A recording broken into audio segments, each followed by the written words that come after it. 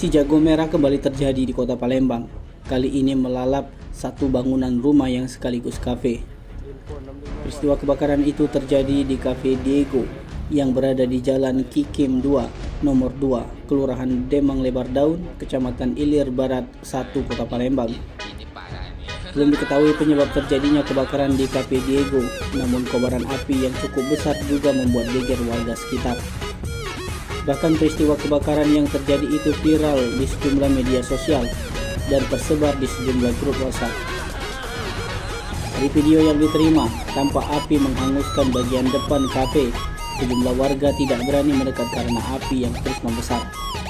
Hingga saat ini tim damkar Kota Pagar Alam dibantu warga sekitar masih berusaha memadamkan api yang terus berkobar. Hingga berita ini diturunkan, redaksi masih menunggu keterangan resmi dari pihak kepolisian terkait kejadian tersebut. Tim Liputan Sumsel Update TV melaporkan.